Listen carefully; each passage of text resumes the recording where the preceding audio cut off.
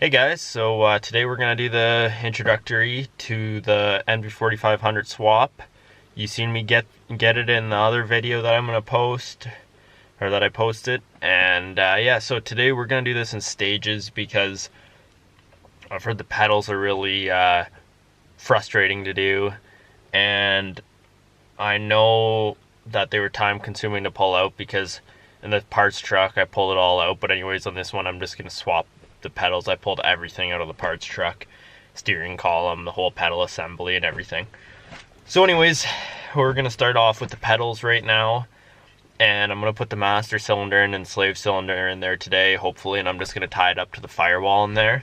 So we'll be doing this swap. It's November here now, and I'm going to be doing it probably December, January, whenever I'm not going to be using the truck for a bit. I'll be off work then because I'm a boat mechanic, so I get laid off. So I'll be working on my own stuff for a while.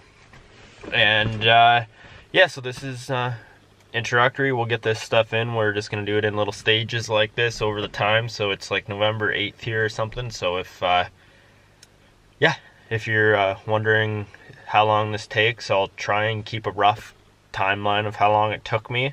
But we're going to start with pulling out this kick plate and getting to the pedals, and we'll hopefully get this pedal swap done today, and then another day we'll do something else little. I'm gonna cut the hole in the floor before the day, so then when the day comes to swap everything out, I can just go in and take my cover off the floor, that whatever I'll make, piece of plywood or something for now, and I can just slide the tranny up in there. I got a template and everything I'll show you guys, and yeah, hopefully it'll go really smooth and quick and have it in and out of the shop in a couple days, and I won't have to take my time and be frustrated with doing the pedals and cutting the hole, and it'll just make the process a little simpler. So yeah, we'll start off by going down here and take the keys out of here, come down here, you got your Phillips right there. One there. I got my edge on here on, if you don't have a brake controller, you don't need it, but there's one back here too. And then this whole panel will just hinge out of here. I'm pretty sure that's how it goes.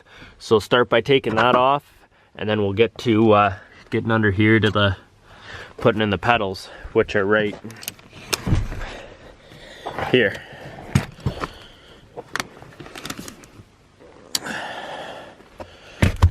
There they are there.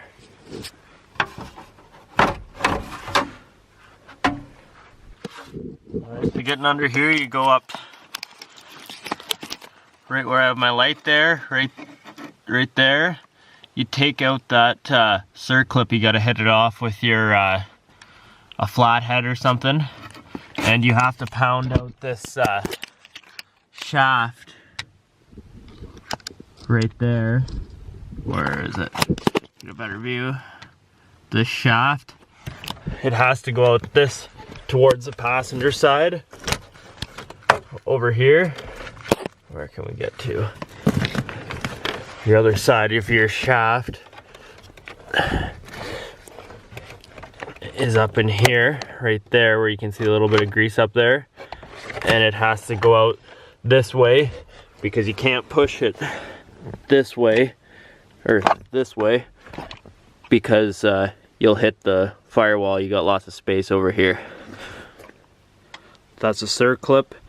So you get in the end there with a screwdriver and just give it a twist, and it'll slide out of there.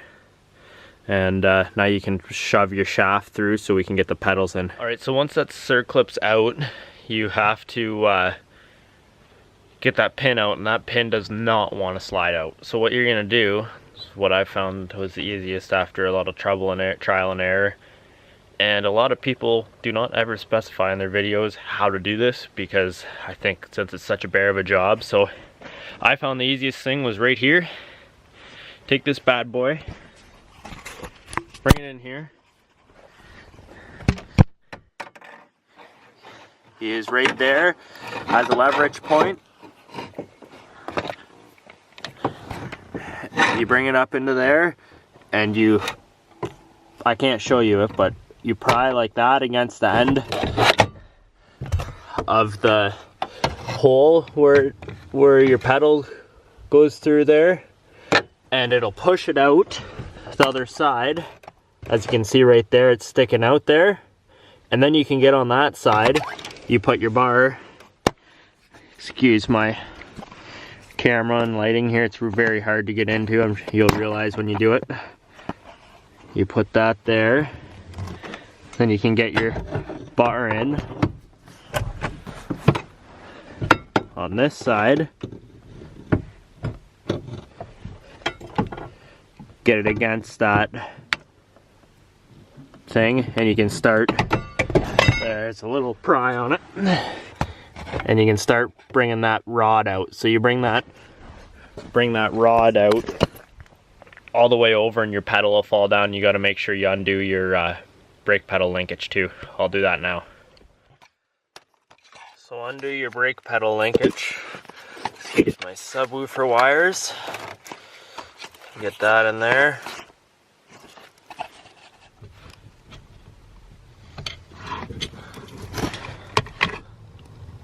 That'll come off.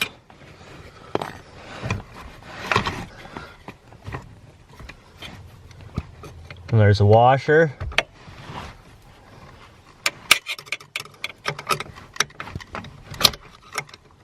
It was stuck on there pretty good. Washer.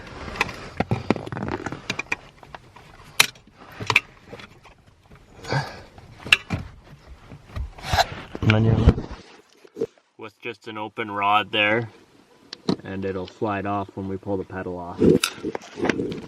Alright, so the pedal's out. That just came unclipped there. So as you can see, this has a big spacer on it. This is an old pedal. Now the new one, you can see that these two spacers are the same width as this here. Make sure that you have your plastic bushing in there and there. Here you'll have a plastic bushing, and here you'll have a plastic with a spring washer on it. It's kind of loop washer right here. Must keep some preload on it or something. Anyways, that's how it goes in. I'm gonna first slide the brake on, slide the shaft through a bit, put this one up in, slide it through. But first, we're gonna go get some grease and put it all over that shaft before we slide it through. Alright, so up in there, my first pedal's in. The small brake pedal is in. It's all done up in there.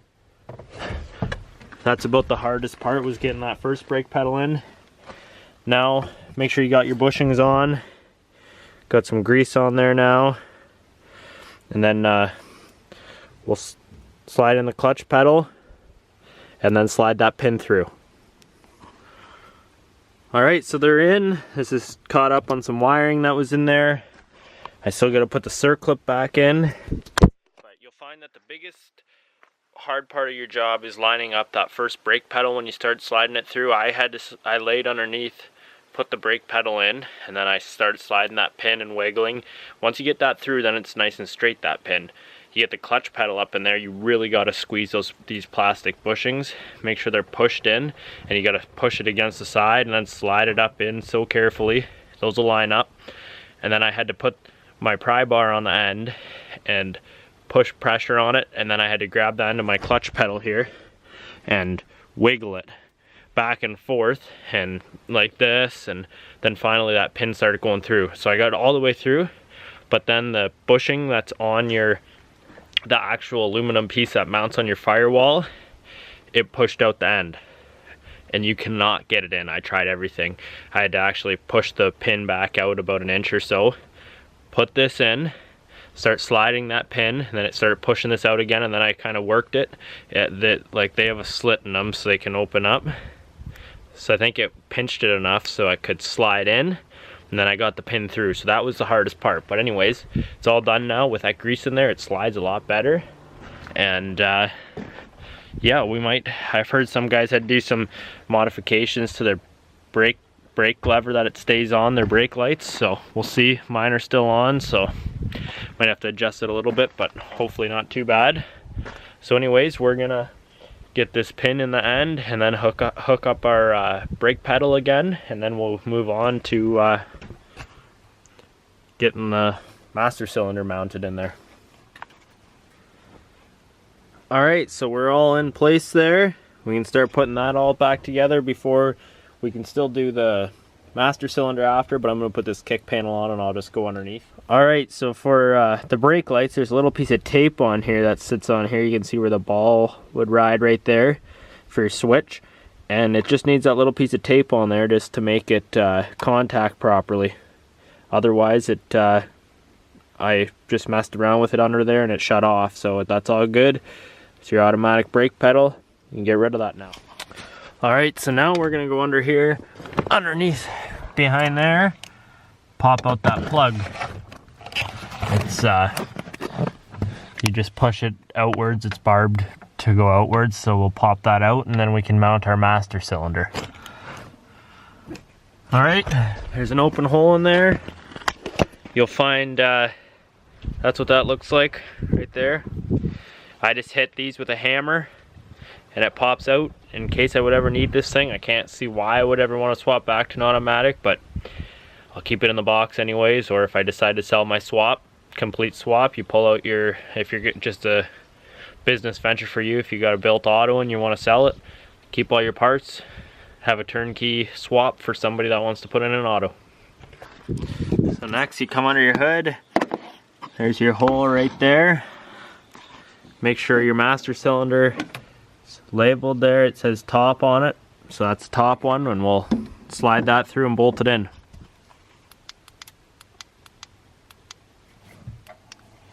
Alright, now with your wiring and your slave, or your master cylinder there shoved through, you can take your two bolts here. If you got a South Bend kit, it's they're 15mm, that's what I got, so you can snug those up and you'll be done the inside there, and you can hook up your clutch pedal, which I'm not gonna right now because I'm gonna drive the truck for a while, so I don't want to be able to hit the clutch and push out the slave cylinder.